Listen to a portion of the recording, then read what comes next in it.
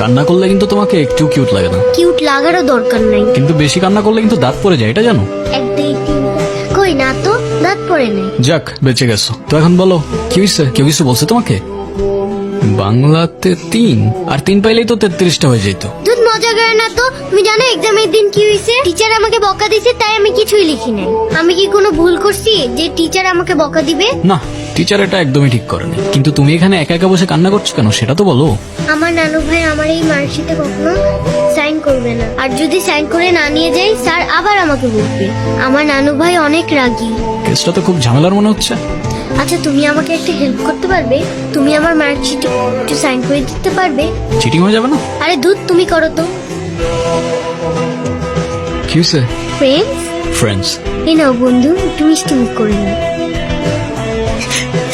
কি হয়েছে তোমার? কাঁদতেছো কেন? গালের রং কিসের? কেউ কিছু বলছে তোমাকে? কেউ টাচ করছে?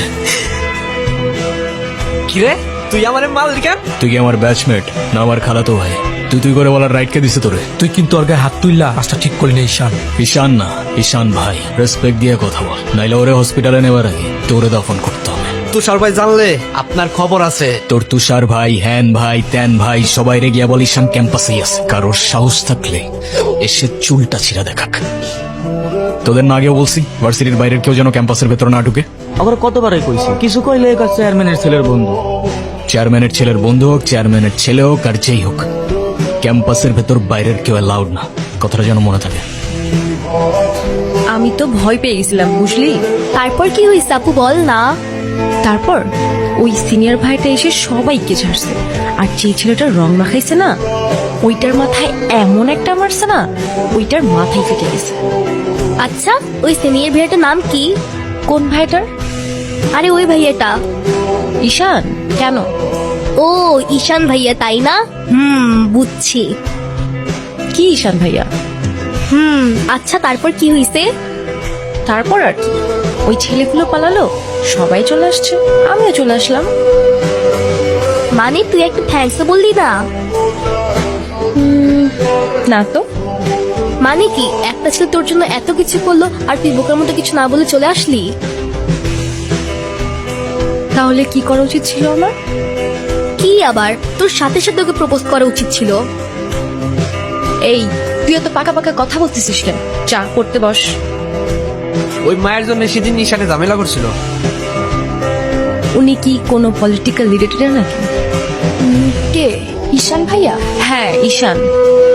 না ভাইয়া, আসলে আমাদের সব স্টুডেন্টসদের ভালো মন্দ গাইড করেন, যার কারণে বলতেই পারিস ভাইয়া আমাদের লিডার, বাট পলিটিক্যাল না।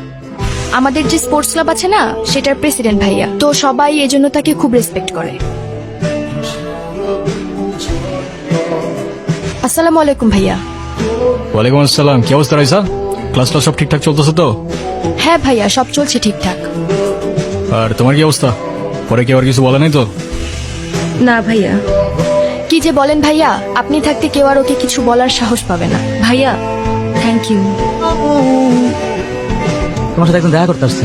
গিয়ে বল ভাই বিজি, পরে আসতেছি। তোমার মা আসছে ভাই। হ্যাপি বার্থডে বাবা। আপনার মনে আছে অ্যাটলিস্ট? এই দিনটা আমি কি করে ভুলতে পারি বলো? আপনি সবই পারেন। মায়ের সাথে কেউ এভাবে কথা বলে? আমার মা আমাকে অনেকগুলো বছর আগেই ছেড়ে চলে গিয়েছে। আমি তোমাকে ছেড়ে যাইনি, সত্যি বলতে ওই সময়টাই ওইরকম ছিল। মনে করিয়ে দেওয়ার প্রয়োজন নেই, আমি ভুলিনি আর কখনো ভুলবো না।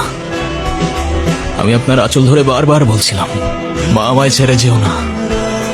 মনে আছে আপনি আমায় কি বলেছিলেন? আপনি আমায় ধাক্কা দিয়ে দূরে সরিয়ে বলেছিলেন যেন আমি আপনার পেছনে আসি।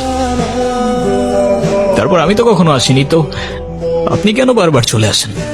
আমি তোমাকে না দেখে থাকতে পারি না বাবা, আমি তো শুধু তোমার জন্যই আসি। সরি, আপনি অনেক বেশি লেট করে ফেলেছেন। আর এমনিতেও আপনাদের জন্য আমার আর কোনো ইমোশনস কাজ করে না। তুমি ওনাকে বলো নাই তোমার সাথে যেন আর দেখা না করে? ওনাকেও বলছি আর আপনাকেও বলছি, আমাকে আমার মতো থাকতে দেন। কেন কল করেন বারবার?